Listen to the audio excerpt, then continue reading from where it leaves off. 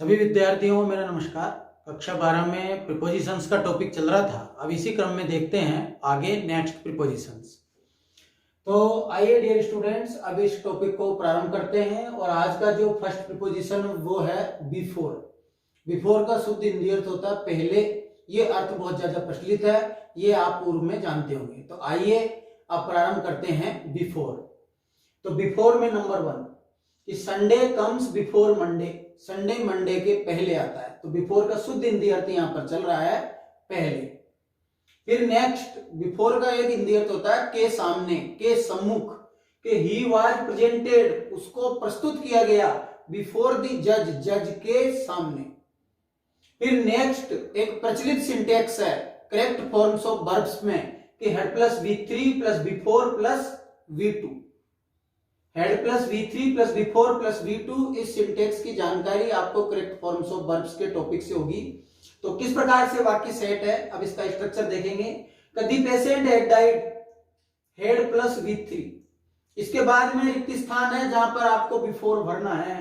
और इसके बाद में अगला पार्ट है दी डॉक्टर केम, मतलब रिक्त स्थान के इस साइड आपको मिले हेड प्लस V3 और उस साइड आपको मिले V2 सेकंड फॉर्म।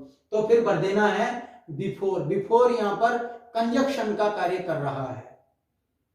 इसके बाद में हम देखते हैं नेक्स्ट प्रीपोजिशन जिसका नाम है आफ्टर, जिसका शुद्ध हिंदी अर्थ होता है बाद में। ये बिफोर का अपोजिट होता है। तो नंबर 1 जो इसका सबसे प्रचलित अर्थ है आफ्टर का बाद में, कि मंडे कम्स आफ्टर संडे, कि मंडे संडे के बाद आता है। फिर नेक्स्ट में निरंतर अर्थ दर्शाने के लिए, निरंतर अर्थ कि many people case the same बस, अनेक लोग उसी बस को पकड़ते हैं टू वर्क, कार्य के लिए, डे आफ्टर डे, दिनों दिन, निरंतरता दर्शाने के लिए, कंटिन्यूटी दर्शाने के लिए। फिर नेक्स्ट है, इसमें आफ्टर का हिंदी अर्थ निकल रहा है की तलाश में, कि he is now after a new job, वह अब एक नई नौकरी की तलाश में है। तो यहां पे आफ्टर का अर्थ निकल रहा है की तलाश में। इसके बाद में नेक्स्ट है किसी चीज को आदर्श रूप में लेना, आदर्श रूप में अपना लेना। जैसे दी कॉन्स्टिट्यूशन ऑफ इंडिया, भारत का जो संविधान है, is after the British model, वो ब्रिटेन के संविधान से लिया गया है आदर्श रूप में। मतलब भारत के संविधान का जब निर्माण हुआ तो आदर्श रूप में कौन से संविधान को माना गया? ब्रिटेन के संविधान को। और ब्रिटेन के संविधान से ही ज्यादातर मैटर इंडियन कॉन्स्टिट्यूशन में लिया गया। तो आदर्श रूप में ये अर्थ दर्शाने के लिए कि the constitution of India, Bharat का संविधान, is after the British model, आदर्श रूप में ब्रिटिश मॉडल से लिया गया है। फिर नेक्स्ट है जिसमें आफ्टर का अर्थ निकल रहा है के पीछे, the cat is running after the rats, कि जो बिल्ली है वो चूहों के पीछे दौड़ रही है। रन आफ्टर फिक्स प्रीपोजिशन भी होता है जिसका शुद्ध हिंदी अर्थ होता है पीछे दौड़ना। फिर नेक्स्ट में प्रचलित सिंटेक्स है, जिस प्रकार बिफोर की थी तो बिफोर का अपोजिट होता है आफ्टर, तो सिंटेक्स भी अपोजिट हो गई कि V2 plus after plus head plus V3। यहां पर आफ्टर कंजक्शन का कार्य कर रहा है।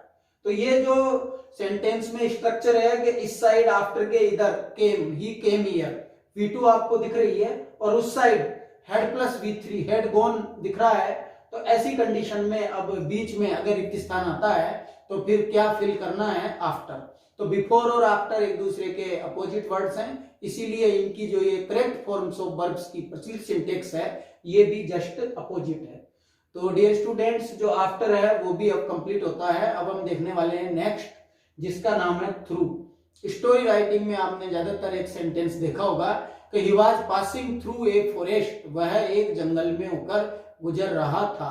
तो थ्रू का जो शुद्ध हिंदी अर्थ होता है वो होता है में होकर, कि he was passing through a forest, वह जंगल में होकर गुजर रहा था। और next it rained through the night, इसमें थ्रू का हिंदी अर्थ होगा शुरू से अंत तक का समय दर्शाने के लिए, फ्रॉम बिगिनिंग टू एंड, शुरू से अंत तक समय दर्शाने के लिए कि it rained through the night, पूरी रात्रि, पूरी रात बरसात हुई।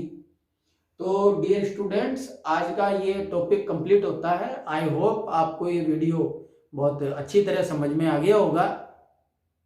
मेरे इस चैनल को सब्सक्राइब करें और इस वीडियो को लाइक करें और ज़्यादा से ज़्यादा शेयर करें। थैंक्स।